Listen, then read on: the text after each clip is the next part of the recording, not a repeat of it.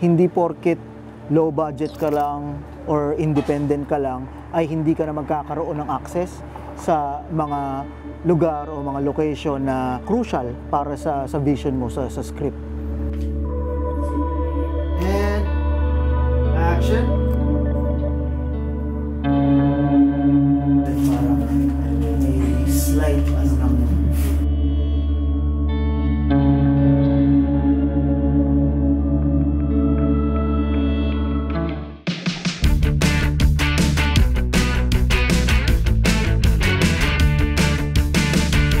Ngayon, nandito tayo sa isa sa mga location para sa movie na pinifilm namin ngayon na pangalan Pintor. Kung makikita nyo, yung location natin is laundromat. Medyo nakaswerte tayo kasi kuhang-kuha yung pagiging luma, yung makukuha natin yung depressing na scene na kailangan gawin dito.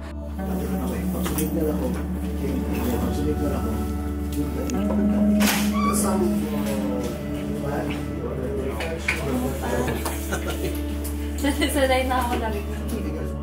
Malaking bagay din talaga ang set design sa film.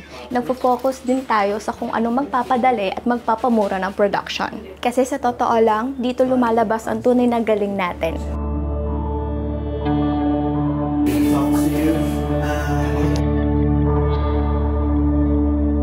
Sa lighting naman, iti-take advantage natin kung ano yung meron tayo dito, yung ceiling lights. So usually pagdating sa mga Hollywood production, papatayin nila to, tapos sila yung mag-set up ng sarili nilang lights.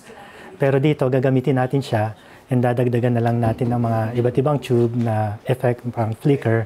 Gagamit tayo ng mga bouncer para sa muka. Since hindi rin naman ganun kadami yung crew natin, mas practical na ganito na lang yung gawin and magwo-work naman. And of course, mas mapapabilis din yung production. And action.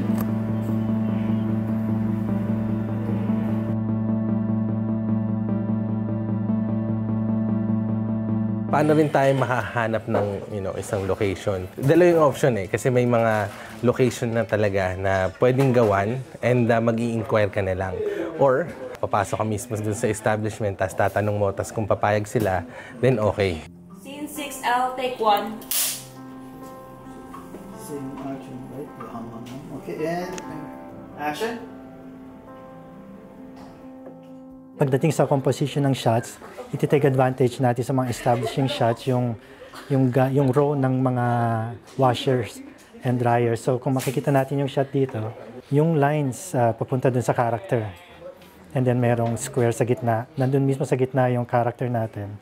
So medyo inspired siya ng Breaking Bad at saka ng Better Call Saul, yung mga shots na ganito. And nag-set up din tayo ng slider para merong movement na push in, meron ding pull out, na nagdadagdag pa ng drama sa shot.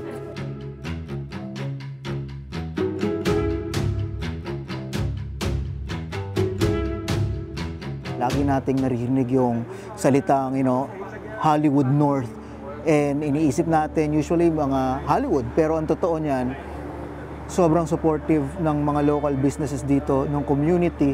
So kung ano man yung budget nyo, kung nasaan ka mang part ng journey ng sa filmmaking nyo, laging game, kumbaga laging sumusuporta yung mga businesses dito. So kung ano yung mga lugar na naging crucial na parte ng script mo, mas nagiging totoo kasi alam mong surrounded ka ng mga business na